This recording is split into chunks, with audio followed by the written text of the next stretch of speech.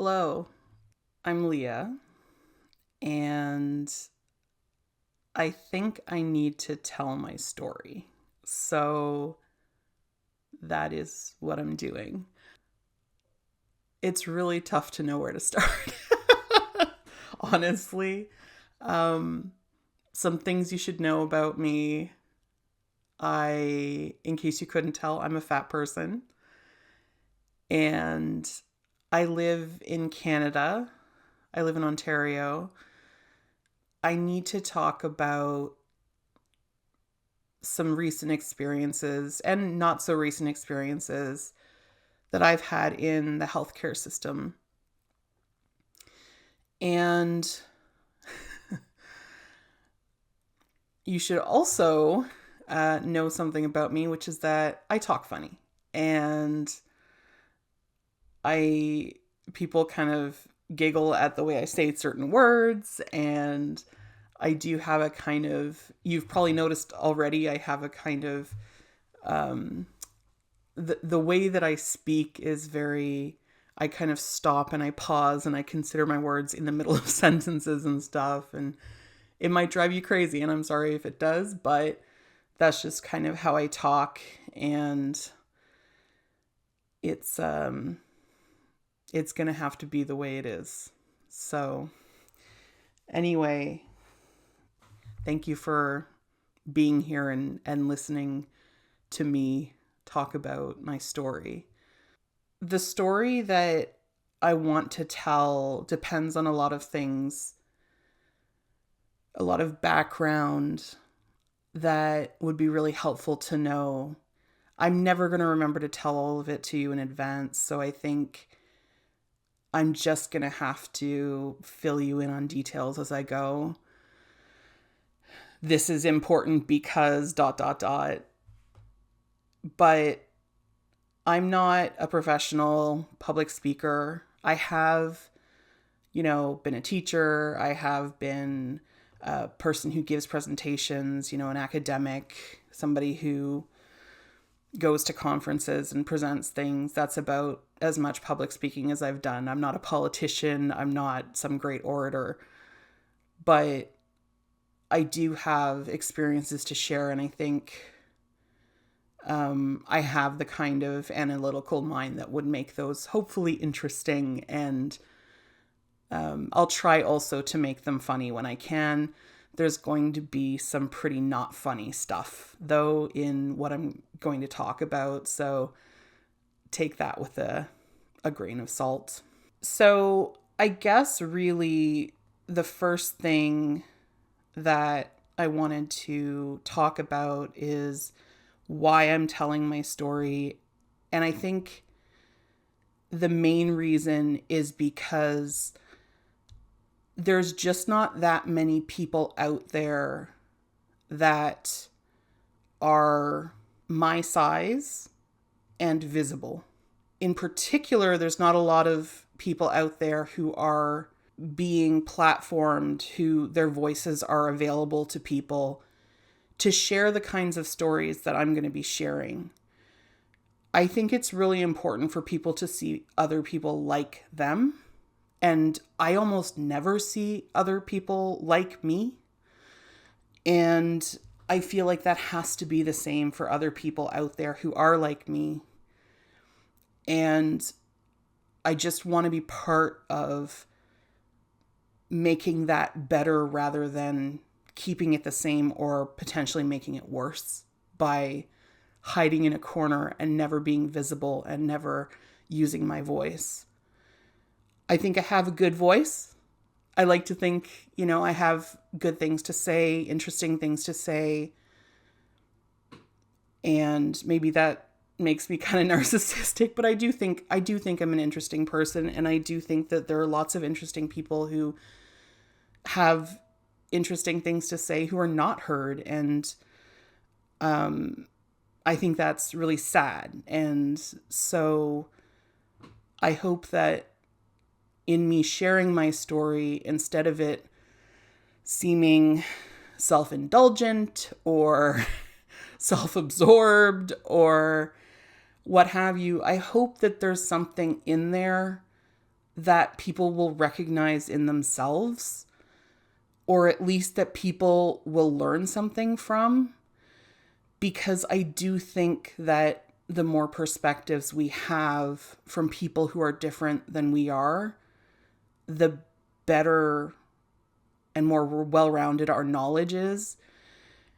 And I do think that, I am a progressive person. I think, lots of people who have progressive beliefs do want to know, what is life like for people who are not like me, so that I can behave as an ally. And I hope that telling my story will inspire that kind of attitude.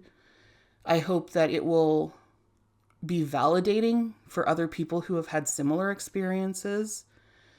And I hope that, people can either, as I say, learn something from it, or they can,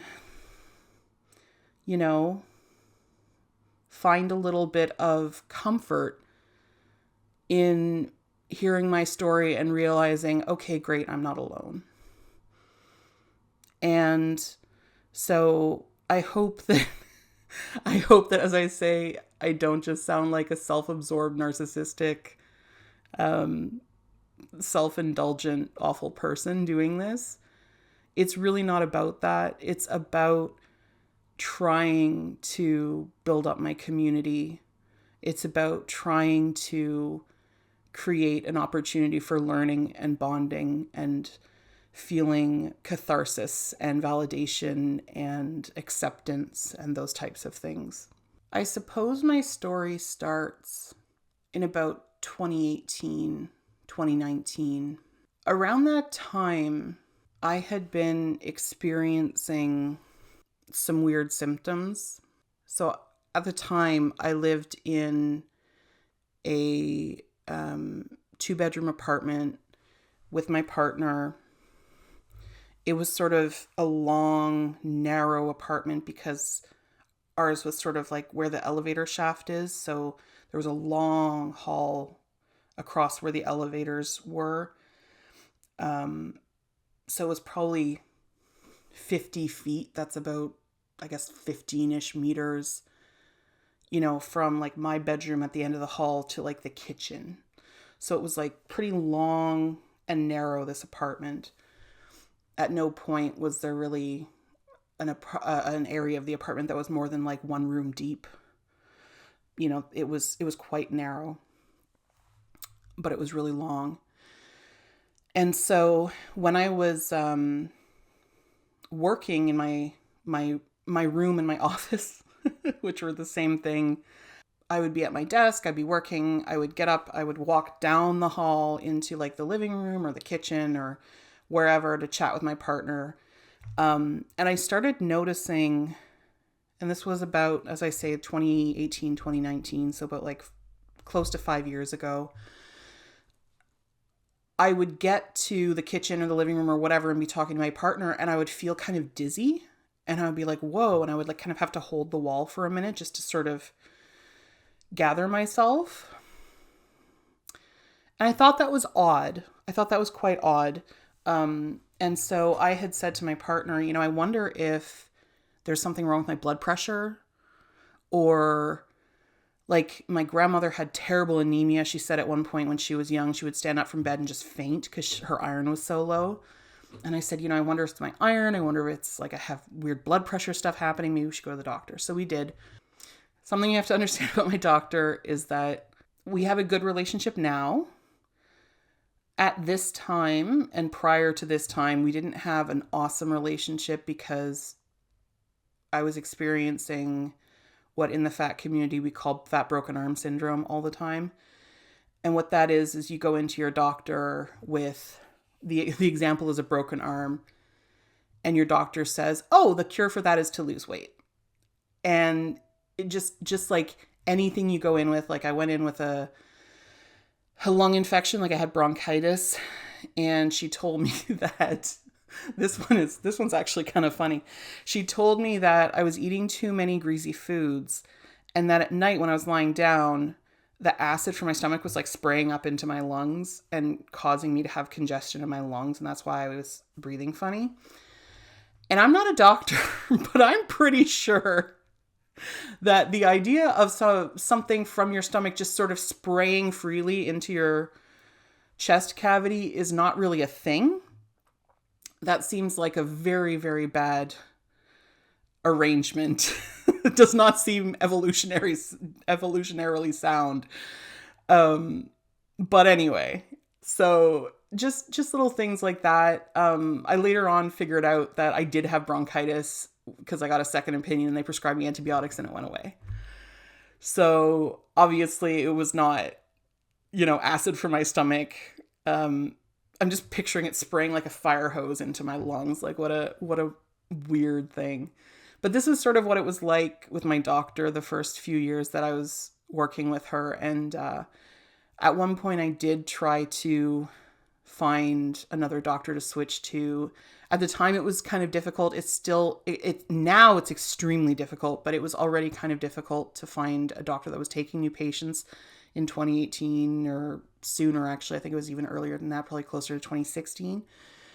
And I went to sort of a meet and greet with another doctor and considered changing. But even in that meet and greet, I was like talking to her and I just said to myself, this has the same vibe as my current doctor. Like, what's the point? At least it's at the time I thought it's the evil I know, it's the,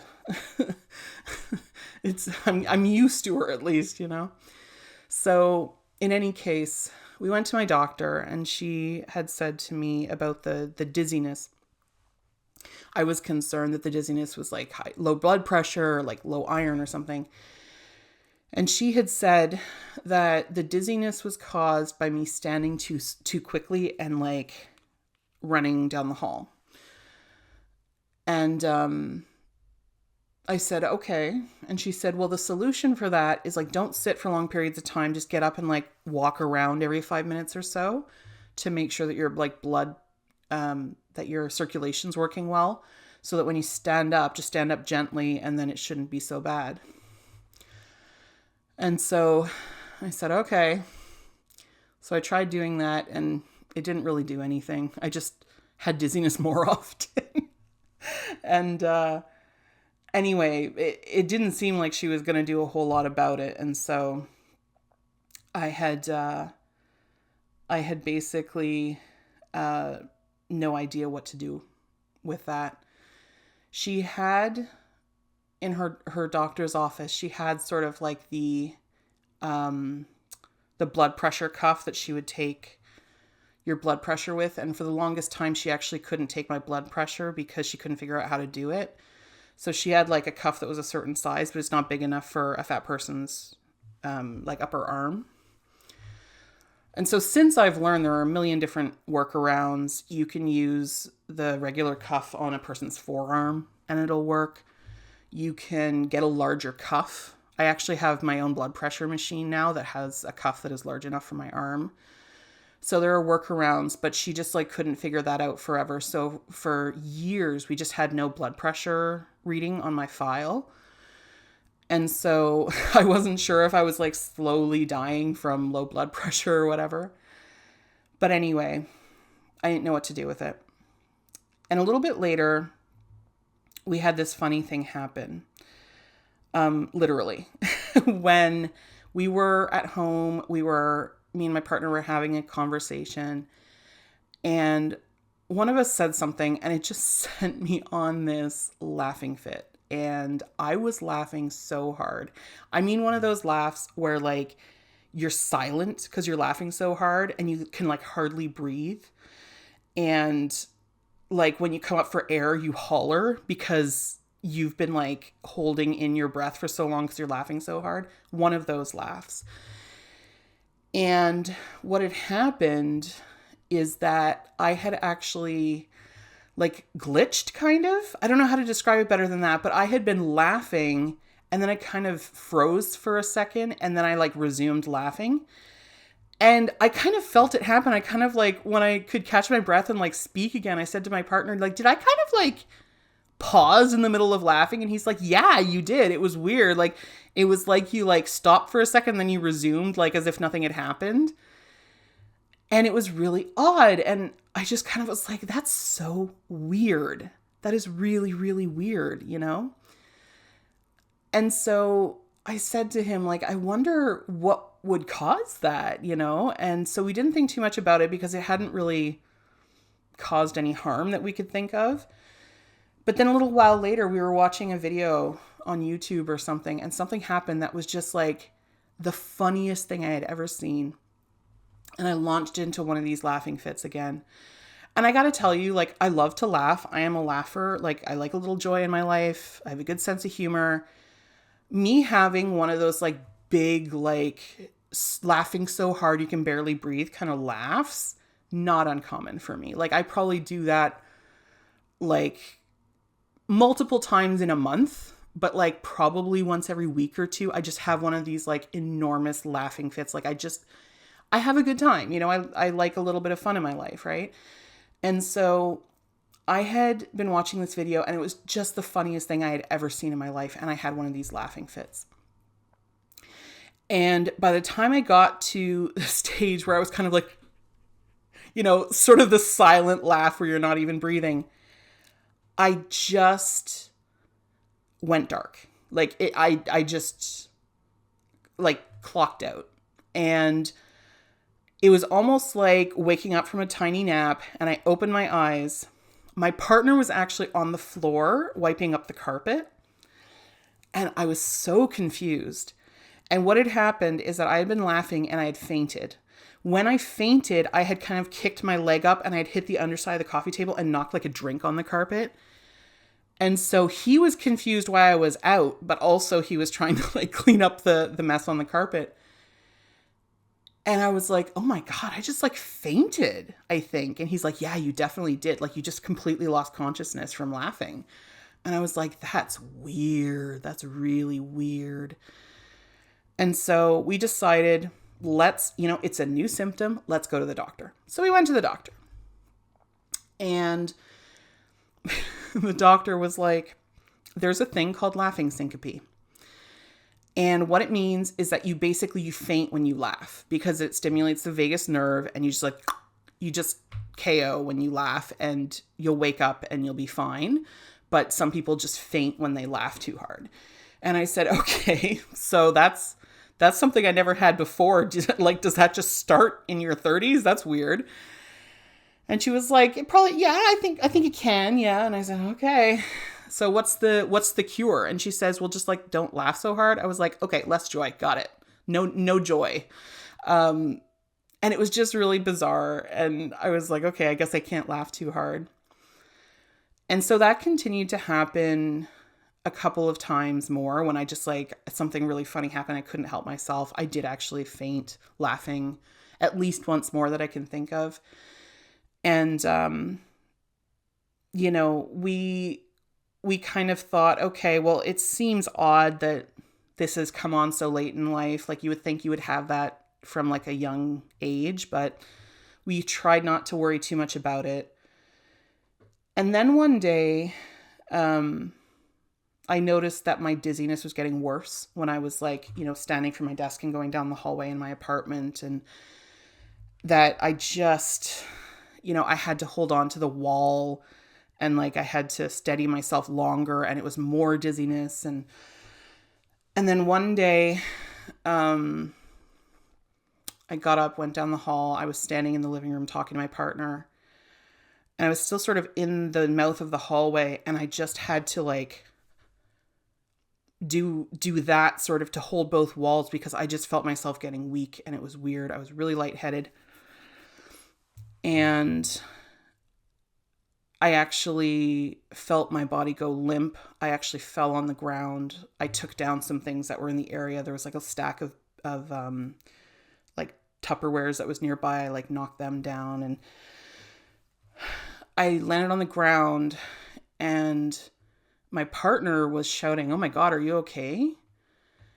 And I was like, I don't know what's going on. And then I realized that I was thinking that, but it wasn't coming out my mouth, and that I had no control of my body. And I could hear these like sounds coming out as I was trying to speak, but they were just like grunts. Like they weren't like I couldn't speak. I couldn't control my body at all. I think maybe by trying to speak, I was kind of like putting some kind of sound through my voice box, and that's why I was grunting. I'm not sure. But he was saying at this point, like, oh my God, you need an ambulance? Like, what's happening? And I couldn't answer him. There was no way that I could respond to what he was saying. I had no control at all of my body. I was shaking a little bit.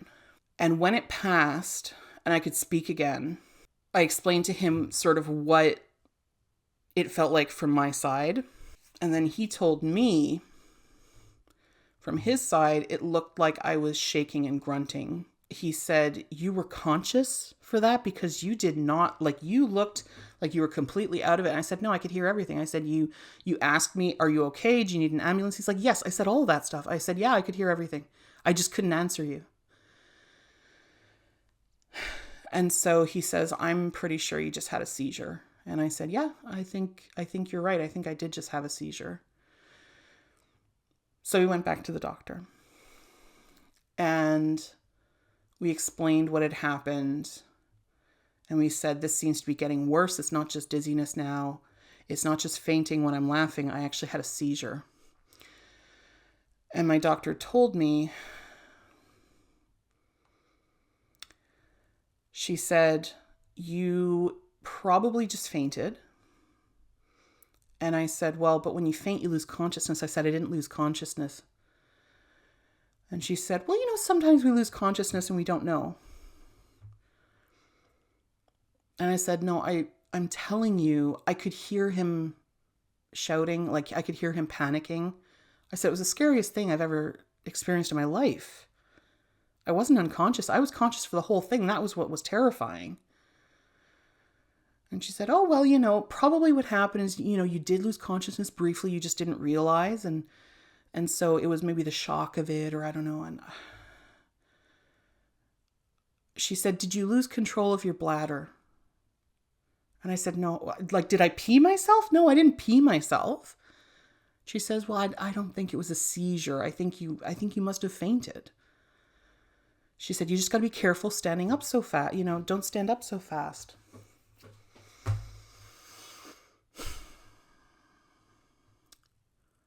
My partner was just flabbergasted. He was like, could we run some tests or something?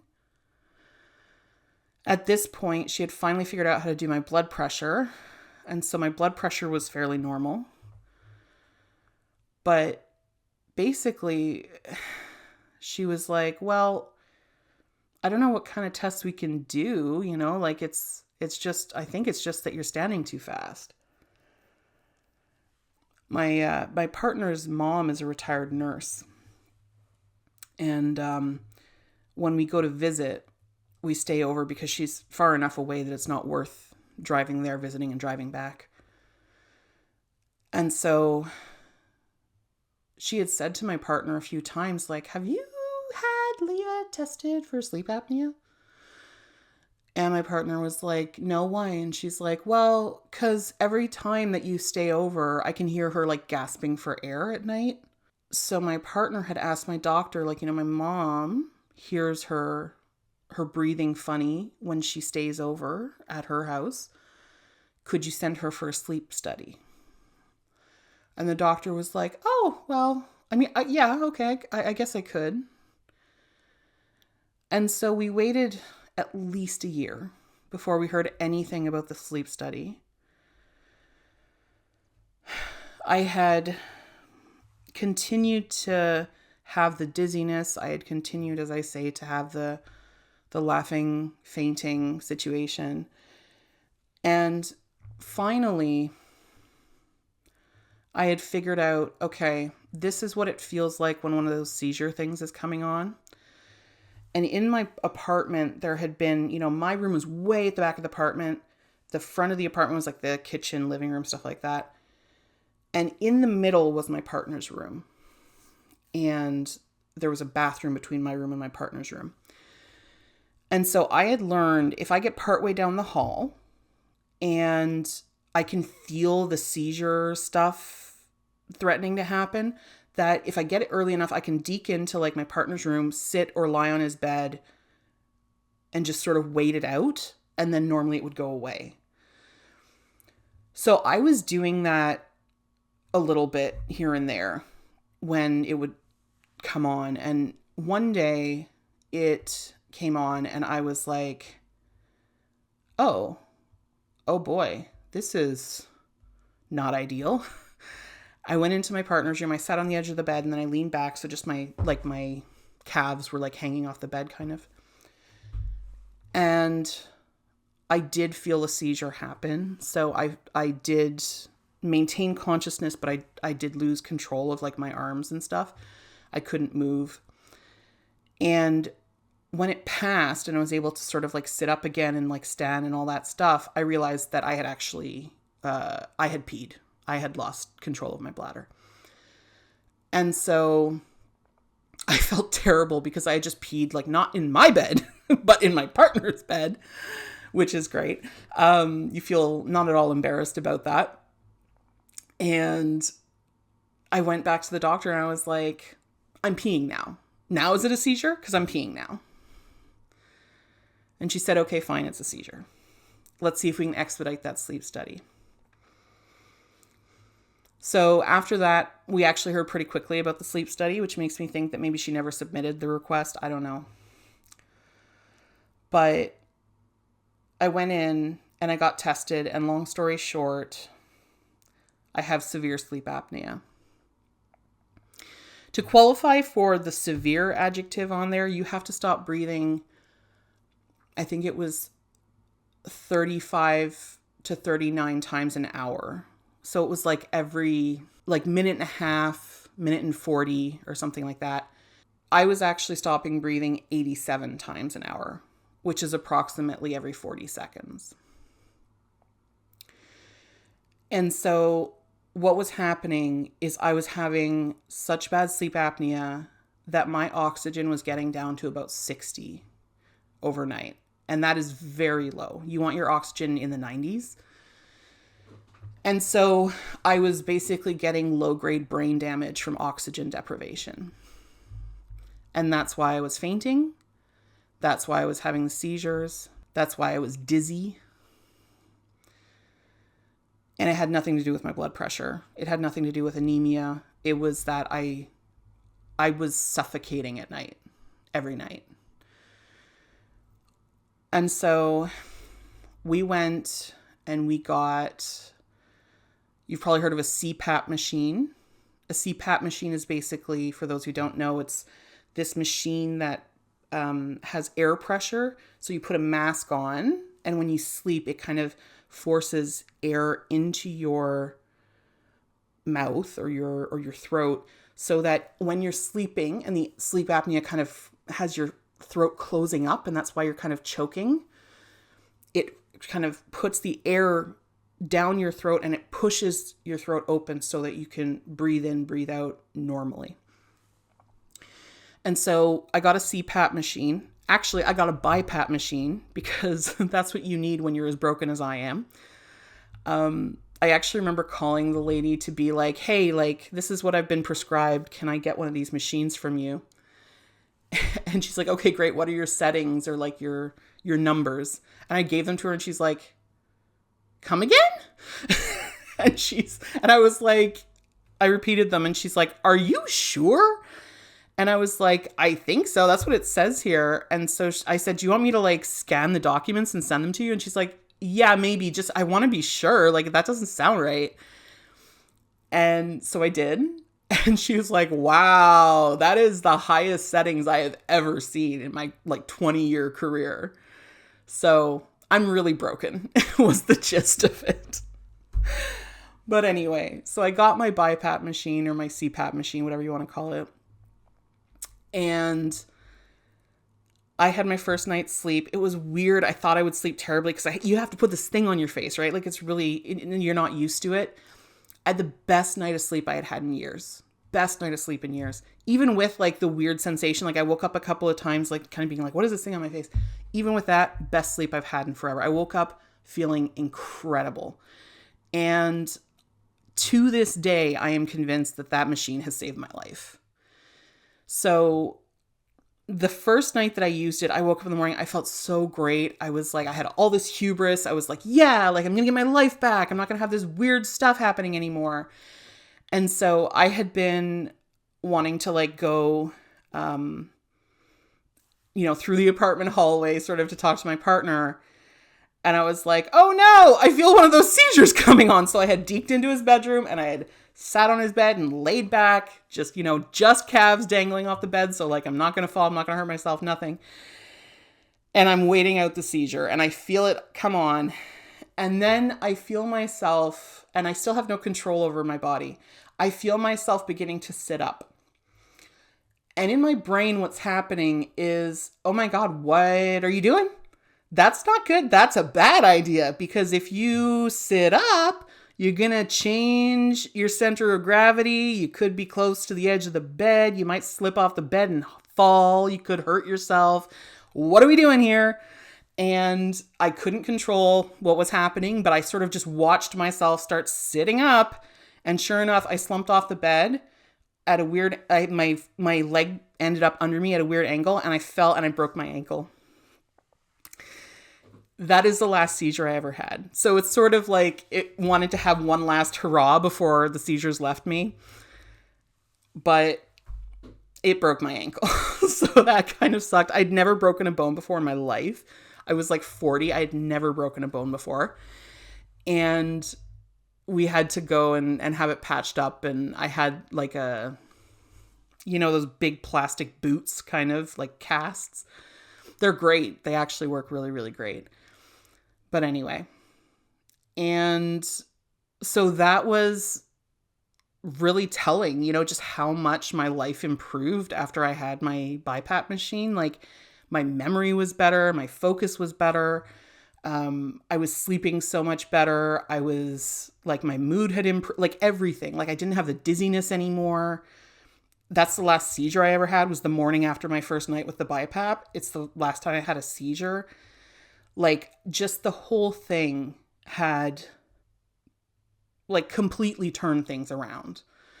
And, my partner and I were kind of annoyed that it got to where it did before my doctor had been willing to really do anything about the situation. Like that he had been asking for like a year or whatever. He had been asking for a sleep study. Like she never recommended the sleep study. He recommended the sleep study. He had asked about it. And she had kind of been dragging her feet and, kind of minimizing things and kind of saying, oh, I don't know if I believe you had a seizure. And when I finally peed myself, she was like, okay, fine, it's a seizure. And yeah, it was just such a frustrating experience because like, why couldn't she just believe us that something was wrong? And to this day, my partner, I have a way better experience with my doctor now. Like for my doctor, I think that experience was really eye-opening. And I think it was something that kind of made her feel like, oh, wait, I think I might be failing this patient. Because since that time, she's actually been a lot more responsive and she has, I think, a little bit more trust in me. So like when I say something's wrong, she tends to believe me more now. And I think like it kind of scared her, honestly, because I think it occurred to her like that I could have died and that she missed it and that it was her job to catch it. So yeah, that I think that has really changed my relationship with my doctor for the better. It's kind of annoying that it took that, I think is what it is. Like for my partner in particular, like sometimes he just gets so mad and he's like, why couldn't she just believe us? Why did you have to break your ankle? Why did you have to have seizures? I think this is long enough for now. But what I will get into, like the seizures basically changed my life completely. And I think if it hadn't gotten there, that my life would be very different today than it is. So yeah, I'm going to leave it there. This is part one of, I'm sure, many. But I just wanted to give a bit of background and sort of tell maybe kind of a cautionary tale around like the ways that, disbelieving fat people in the doctor's office can actually really cause massive health problems and like life-changing health conditions, right? Like if I had just kept on having seizures, like I could have been in really, really, really rough shape. And, my partner should not have had to advocate really, really hard for that sleep test. She should have been running tests. She should have been considering a lot of different options. For her, she took one look at me and she said, she's fat. She's not exercising. It's poor circulation because she never gets off her butt. I just got to get her off her butt more. And while exercise can be beneficial for tons of things, when you're fat, that is, diet and exercise are the only options that doctors consider a lot of the time. And there are so many other reasons why you can be unwell. And if a fat person walks into a doctor's office and has symptoms A through Z, then they're prescribed one thing. If a thin person walks into a doctor's office and has the same symptoms, they're prescribed something else. And so we need to have a healthcare system where the moment a fat person walks in, they're not treated completely differently than a thin person. There is no excuse for seeing a fat person as only a fat person and not as a patient in their entirety with a life, with, things that they consider important to them, that they value, with various unique traits. Maybe my lifestyle is very active and the next fat person's lifestyle is not, and the next one is somewhere in between. And, we don't know all the details of someone's life by looking at their body. It's really a misunderstanding that we need to get past if we're going to provide decent health care to fat people. So that's it for today. Thank you for watching. And I'll see you in the next one. Bye for now.